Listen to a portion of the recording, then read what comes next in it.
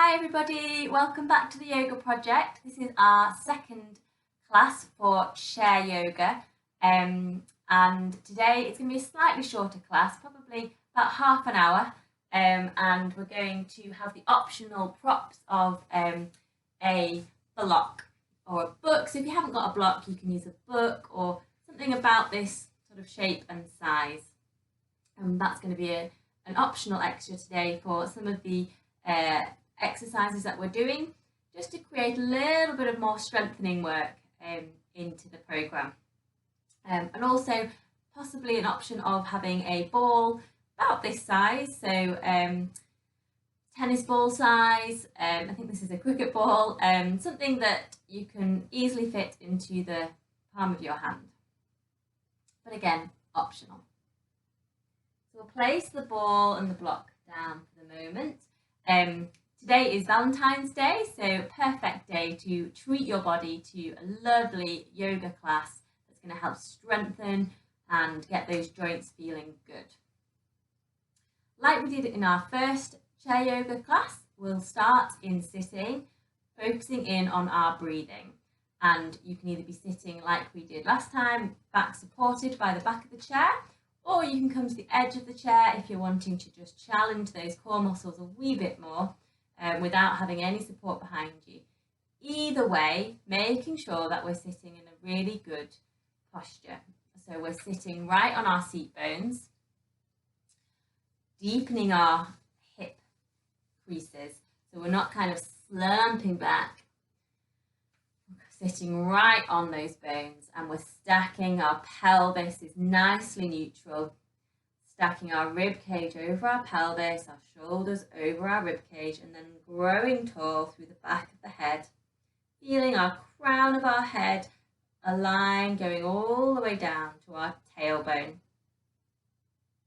And our feet, if they need to be, are rested on something like, again, a block or a book or something that just brings them to a 90-degree angle at the hips and knees to really help ground down and maintain that good pelvis position. So from there, closing the eyes for a moment to help take away any external stimulus, any distractions that might be going on, and focus our thoughts inwards, introducing ourselves to this yoga practice, switching that mindfulness on as we start to think about where our breath is flowing. So breathing in through the nose if possible, and breathing out again through the nose if possible. And next time as we breathe in,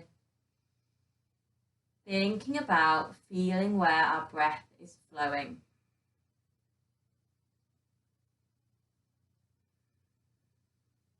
Breathing in and out, and with every breath, feel inside your body where the breath is flowing. Can you feel it flowing down into the bases of the lungs? Can you feel the ribcage expanding, belly expanding, back expanding, that kind of balloon expansion, 360 degrees around as you inhale, gradually coming up towards the top of the lungs, and then as you exhale, can you feel those areas deflating down? And maybe the diaphragm lifting, a bit of tone in those abdominal muscles on the end of the exhale. Thinking about that expansion as you breathe in and exhale, dropping down. Maybe you can feel more movement happening in the neck and shoulders as you're breathing in, and that's not abnormal. It's quite common for the breath to be stuck up in these areas. Be aware of it, maybe placing the hands on the rib cage or the belly to help facilitate that breath flowing further down. Trying to switch off that tension around the neck and shoulder areas, which can lead us to be breathing very much at the top.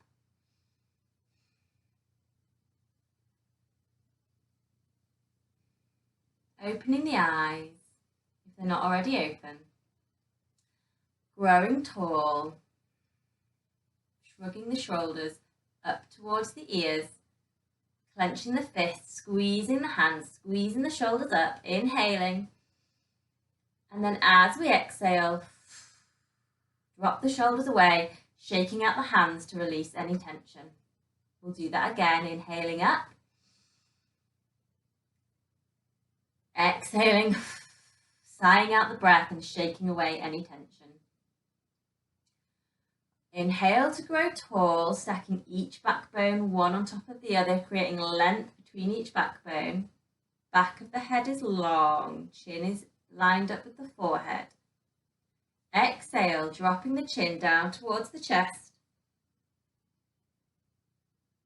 Feeling any tightness maybe at the back of the neck.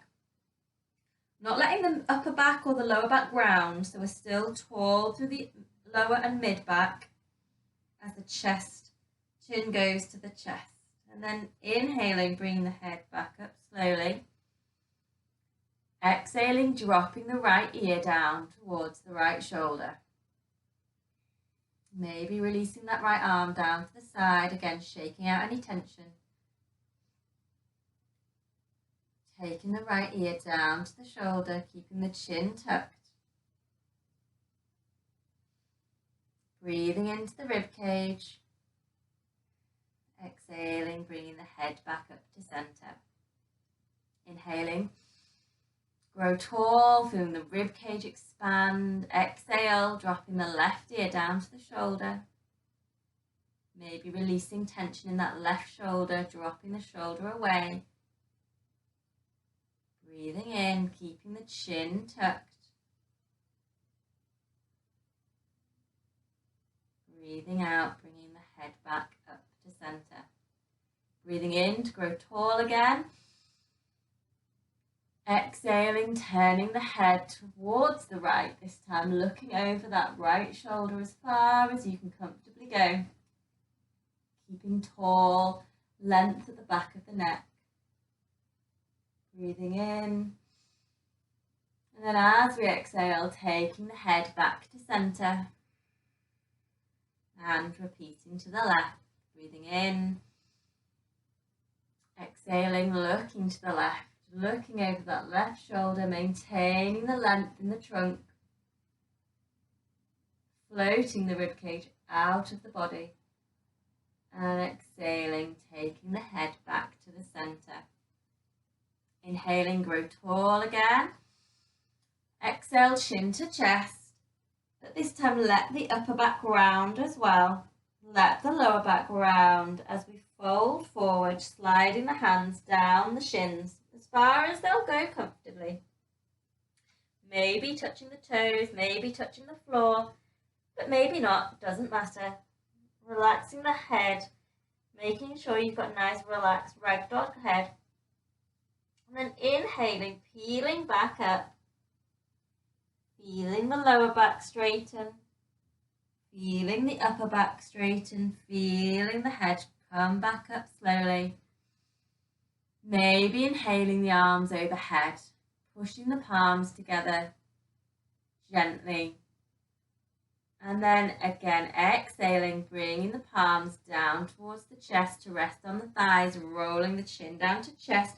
Upper back rounds, lower back rounds, sliding the hands down the shins as far as they'll go. Breathing in to come back up, sliding the hands back up, feeling the lower back straighten, the upper back straighten, shoulders round and back, inhaling arms up. Pushing the palms together. If the hands don't like going above the head, maybe pushing them in front of the chest. And exhaling down. Giving everything a bit of a shake and a jiggle. So we're going to start with the ankles now, like we did in our last pose. So straightening the knee, pointing the toes away, flexing the toes up, giving the toes a wiggle, pointing the toes away, flexing the toes up, giving the toes a wiggle, pointing the toes away, and then circling the foot. Really explore the range of movement in the foot. Scoping around clockwise and then going the other way counterclockwise. Seeing you can feel that range of movement in the foot and where maybe your limitation is. Maybe there's a bit of the movement, bit of that circle that doesn't feel quite as free and easy. Bring your mind to that point and see if we can just focus on increasing that movement and relaxing that foot, wiping that knee in and out. And on the other leg, straightening that knee, bringing the toes up towards us, wiggling the toes, exhaling, pointing the toes. Inhaling, wiggling the toes, exhaling, pointing the toes. And circling. Again, clockwise, really explore that range of movement in the foot. And the other way. Maybe one ankle is stiffer than the other. Seeing what that feels like and releasing that foot back down. Inhaling to grow tall. Exhaling to relax the shoulders away from the ears. Inhaling. Exhaling, hugging that knee in towards the chest as far as it wants to go. So maybe just gently hugging and starting to maneuver the hip using your arms, a bit like you're stirring a pot, but using your arms to move that hip around. Maybe again there's a bit of that movement it doesn't quite like as much. I can feel a little bit of stiffness when I bring that knee in. Moving it around, placing that leg down. Inhaling, bringing the other knee up towards the chest. Still growing tall if you can, so we're not collapsing and rounding. Still growing tall as we hug that knee in and just move that hip joint around. Exploring that movement as you move the knee around.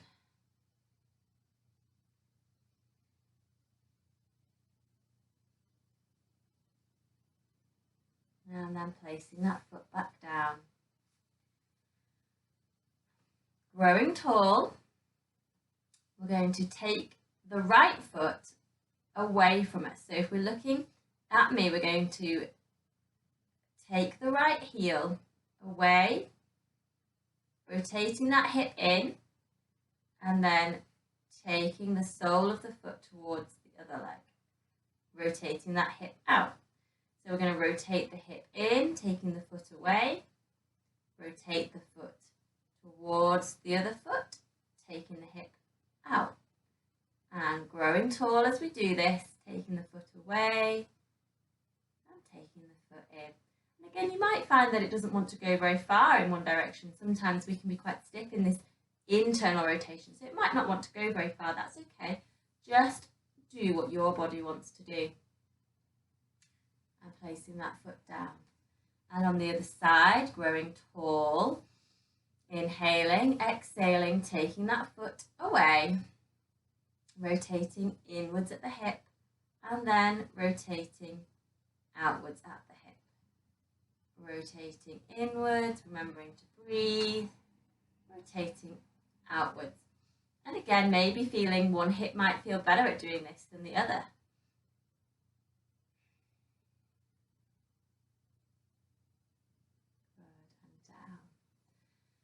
And then this is the option where we can use the ball.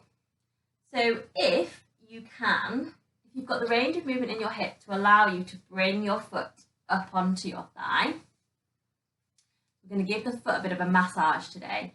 If you can do that, great. So what we're going to do is massage into the sole of our foot using our hands and just gently work our way from the heel to the top of the foot. And then come on to each toe. Maybe just move each toe around. Giving each toe a little massage. And then massaging back down along the sole of the foot towards the arch and the heel. If you're struggling to get into this position, this is when we can use the ball. So popping a ball under the sole of the foot, you can roll the sole of the foot forward and roll it back and then wiggle around the ball of the foot over those toes, and then roll it forward and sort of push the foot into the ball, so we're kind of getting that really nice massage under the sole of the foot. So we can still work, maybe taking the foot to the side, just rolling around, experiencing that massage under the foot.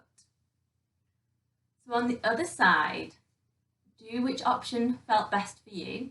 You can either bring the foot up and massage into that foot, starting at the heel, using your thumbs, massaging down the length of the foot towards the ball of the foot and towards the toes, and taking each toe in the hand and moving it around, maybe gently elongating to open up those joints and moving it around other toe,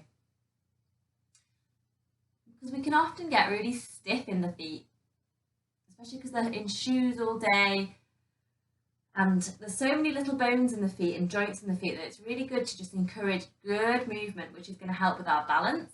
Because if you've got a rigid, stiff foot, that then affects our ability to balance and stand and react to different surfaces of floor. So it's really good to give the foot a loosening up, maybe finding an area that feels a bit stiff. You can kind of wiggle those joints and then massage back along the sole of the foot towards the heel. And like I said, maybe you feel more comfortable using the ball under the foot, or maybe doing a bit of both, because it does feel nice doing either option. Massaging forwards and backwards, feeling that release of any tension under the arch of the foot. And then placing that away. Bringing the block or the book up into your hands now. So if you don't have a block or a book, you can do this without, it's fine, because we're going to be raising the arms up and down. So you can just be raising the arms up and down, or if you've got the block or the book, place your hands either side. Try not to grip. Try and using the palm of your hand to kind of push the elbows down, so the elbows are lined up with the wrists. And we're going to inhale to raise the arms up above the head, straightening the elbows as we go. Keep pushing in on that book. And then exhale to lower, bending the elbows, bringing the block or the book down. Inhaling, pushing into the block, growing tall. Exhaling, bringing the arms down, just maintaining that pressure on the book or the block. So we're squeezing in as we breathe in, lifting up, and exhale, lowering down. And then taking the arms outstretched in front of us. Again, still try not to grip the block with our fingers. Try to use the palm of your hand to push in on the block. So we're wanting the block to be in front of our chest with the arms outstretched, but we're still growing tall. We're not trying not to round into the position. We're still trying to grow tall, stacking ribcage over pelvis, shoulders over ribcage. And in this position, we're going to shrug our shoulders up and then shrug our shoulders down. So if I do that from the side, we're shrugging the shoulders up and then we're shrugging the shoulders down. And then we're going to reach forward with the arms and then pull back with the arms. So we're taking our shoulder blades around our ribcage as we reach forward, and then we're pulling our shoulder blades back towards each other as we pull back. So we're doing a forwards movement and a backwards movement. And then we're going to raise up, shoulders up towards the ears. Exhale, shoulder blades down. Inhale, reach forward. Exhale, pull back. Up, forwards, down, and back. Hopefully that makes sense. And just relax the arms for a moment, because it's quite hard work that. So if at any point you're really fatiguing, pop the arms down and give everything a rest. Okay, so again, arms outstretched, reaching forward, but keeping everything else neutral. So our spine is still long, our chin is tucked, pulling back, lifting up, lowering down, forwards, up, back, down, forwards, up, back, down. Whew, and then give those arms a rest. Can create a little bit of tension in the neck and shoulders, so just make sure we just shake all that out, give everything a bit of a release. And pop that block down for a moment. Okay, we're going to use the brain a little bit now. So we're going to float the arms up to that same position we just had with the block. And then what we're going to do is do palms up, palms down. Again, breathing, so inhaling, palms up, exhaling, palms down. Now working the brain a little bit now. We're going to do right palm up, left palm down, and then switch. Left palm up, right palm down, and switch.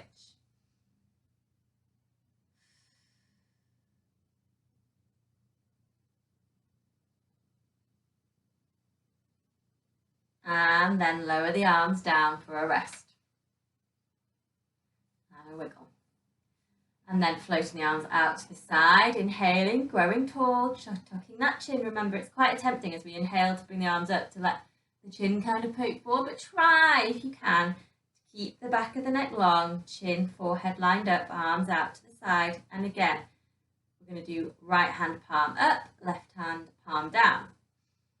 And switch. And switch. Keep breathing.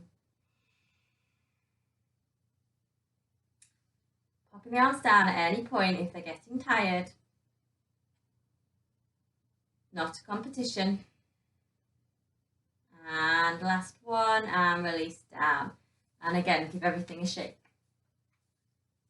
So a little bit more complicated now. You can either keep doing that for the next repetition. So bring the arms out in front, alternating, brings the arms out to the side, alternating. If you want a little bit more of a brain challenge, you can float the arms out in front of us. Now I'm going to have to really concentrate for this. We're going to make a clockwise circle with the right hand. So that hand is going clockwise. And then an anti-clockwise circle with the left.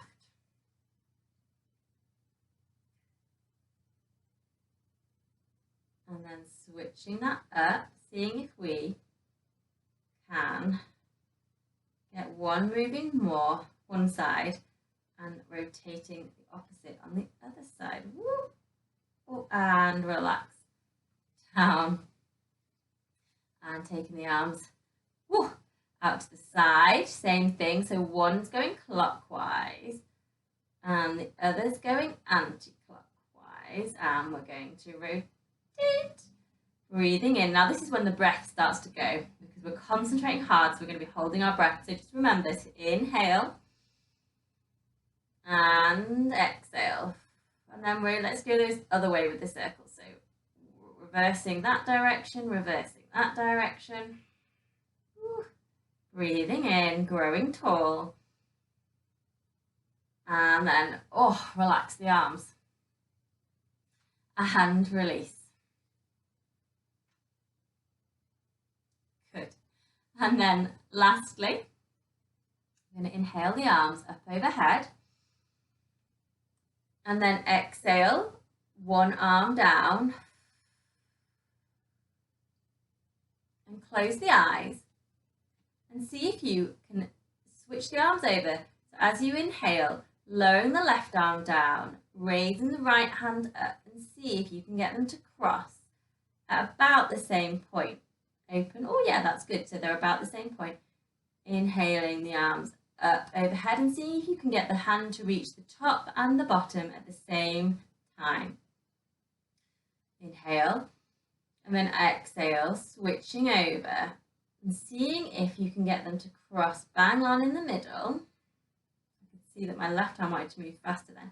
And seeing if you can get them to reach the top and the bottom at the same time with the eyes closed. So it's creating that brain to body awareness. Where is my body in space? Can I get them to cross at the same time? With my eyes open, super easy. I can see where they are and I can get them to do it. With my eyes closed, it's a little bit more challenging to know, are they crossing in the middle at the same time or not?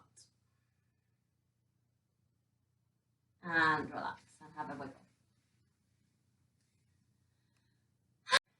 So arms might be feeling a little bit fatigued now because that was a little bit of arm work. So we'll just have a little bit of a moment where we do a bit of massage on the hand like we did on the feet. So again, it's nice to give ourselves these little self massages, especially if we've got any arthritis in the thumb or the hand. So with arthritis in the thumb, often the thumb starts to drift in across the palm a wee bit and we start to get tightness in this area. So it's a really nice thing to do is to massage into that thumb muscle, this bit here, and we can use our other hand to massage into that chunky bit of muscle there between the thumb and the index finger. You can kind of pinch either side of there and massage in, and it might be a bit tender. Don't need to drag it about. You can be gentle, working into that muscle and seeing if we can loosen off any tightness there. And again, we can massage along each finger, maybe gently distracting, gently pulling on those joints, very gently, creating length, just like we do in our spine, creating length between the bones. We can just gently, gently do that along each finger.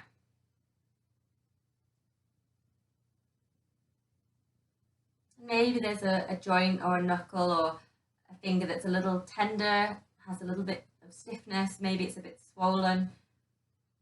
And that's quite common with the osteoarthritis. And it's good to just try and mobilise, gently get those joints loosening up. It's a good thing to do in the morning because often our hands can be stiffer in the morning.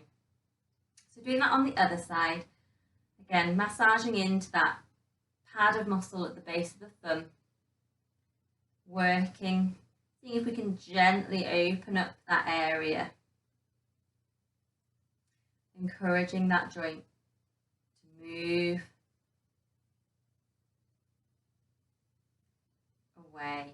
So we're trying to encourage it not to be shrinking in, but opening out. And again, working down the thumb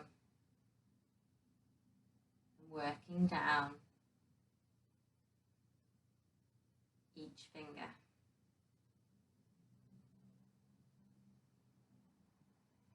Taking as much time as you want to do this.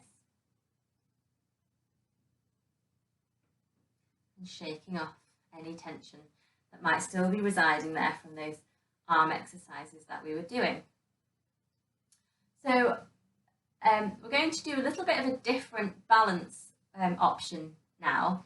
You can build in those other poses that we did before, the chair poses for the warrior 1 and warrior 2. You can add those in yourself if you want to, but we're just going to focus on one extra little different balance challenge today. So I'm going to stand up, just bring that slightly forward.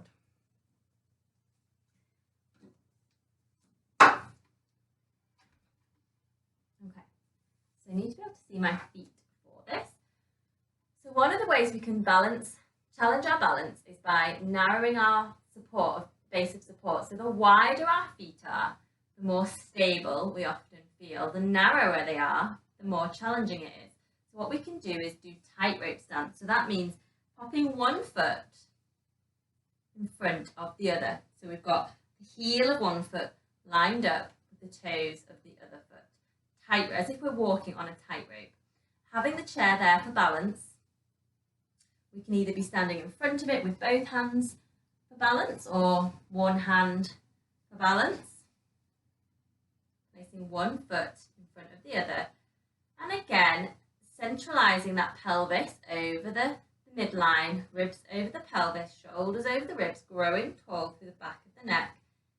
And if that feels pretty stable, maybe try floating the arms up above the head on the inhale and floating the arms down on the exhale.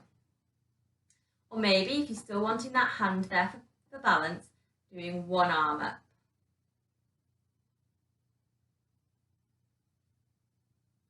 And try not to grip the chair. So if you are using the chair for balance, maybe just try to gently rest the fingertips. Gentle fingertip support.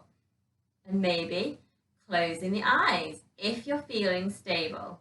If you're not feeling stable, don't close the eyes. But if you're feeling stable, maybe closing the eyes for a moment and seeing how that affects our balance. Opening. And then switching sides, so placing the other foot in front, the other foot behind, standing on that tightrope, finding our balance again, setting our pelvis, ribcage, shoulders, head, using that chair for balance, or maybe coming off the chair if you feel stable. And like we did before, maybe raising the arms, maybe raising one arm, doing what feels challenging for you. Maybe closing the eyes, but really only do that if you feel stable, because it will challenge your balance quite a lot.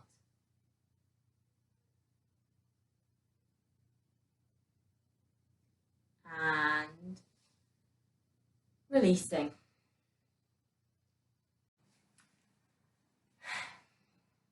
So I hope you found those few little additions to the chair yoga class today helpful. Like I say, you can still add in the options from the other class. You can kind of blend the two together a wee bit if you're getting familiar with the poses, and add in those warrior poses and other things that we did in sitting. But it was just to add a few little bit of different variations using the block, doing a little bit of massage to those joints, which will hopefully make your body feel that little bit happier. Hopefully I will see you again soon for my next class that I'm planning already, but for now, namaste. Thank you for joining me.